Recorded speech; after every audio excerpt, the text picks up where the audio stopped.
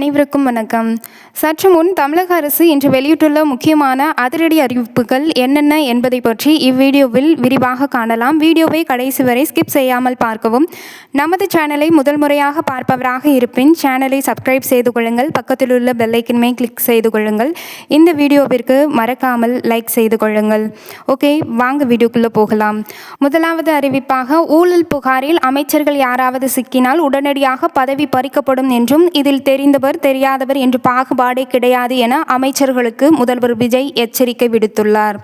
அடுத்த அறிவிப்பாக, தமிழ்நாட்டில் நிலவும் வெப்ப அலை மற்றும் அதிக வெப்ப சூழ்நிலைகளால் மாணவர்களின் உடல்நலம் பாதிக்கப்பட வாய்ப்புள்ளது. எனவே பள்ளி மாணவர்களின் நலனை உறுதி செய்ய பள்ளி கல்வித்துறை பல்வேறு அறிவுறுத்தல்களை வழங்கியுள்ளது. அதன்படி அன்றாட வானிலை முன்னறிவிப்புகள், வெப்ப அலை எச்சரிக்கைகள் மற்றும் இதர வானிலை தொடர்பான அறிவிப்புகளை தவறாது அறிந்து கொள்ள தேவையான நடவடிக்கைகளை மேற்கொள்ள வேண்டும். இந்திய வானிலை ஆய்வு மையத்தால் கடுமையான வெப்ப அலை நிலவ வாய்ப்புள்ளது என முன்கூட்டியே தெரிவிக்கப்பட்டால் அது குறித்த தகவலை உடனடியாக பெற்று மாணவர்களின் பாதுகாப்பு மற்றும் நலனை முன்னிறுத்தி தேவையான அனைத்து முன்னெச்சரிக்கை நடவடிக்கைகளும் மேற்கொள்ள வேண்டும். மாணவர்களுக்கு போதுமான குடிநீர் வசதி, நிழலான ஓய்விட வசதி, வெளிப்புற செயல்பாடுகளை தவிர்த்தல் உள்ளிட்ட வெப்ப அலை தொடர்பான பாதுகாப்பு நடவடிக்கைகள் முறையாக பின்பற்றுவதை உறுதி செய்ய வேண்டும் என தெரிவிக்கப்பட்டுள்ளது. அடுத்த அறிவிப்பாக, மாணவர்களின் நலனை கருத்தில் கொண்டு கல்வி கடன் வழங்கும் திட்டத்தில் மிக முக்கியமான மாற்றத்தை அரசு கொண்டு வந்துள்ளது.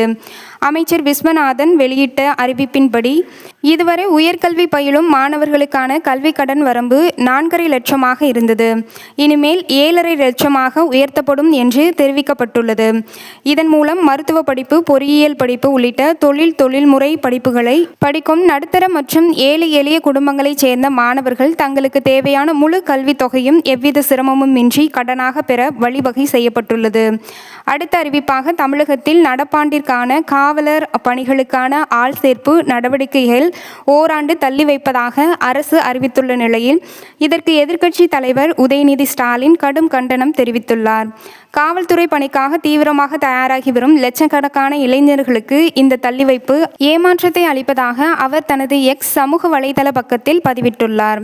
அடுத்த அறிவிப்பாக, தமிழ்நாட்டில் 5 நாட்களுக்கு வெயிலின் தாக்கம் தொடரும் என்று வானிலை மையம் எச்சரித்துள்ளது. செவ்வாய்க்கிழமை வரை தமிழ்நாட்டில் அதிகபட்ச வெப்பநிலை 3 டிகிரி செல்சியஸ் வரை உயரும் என வானிலை மையம் தெரிவித்துள்ளது. இத்துடன் இத்தகவல் முடிவடைகிறது. நன்றி, வணக்கம்.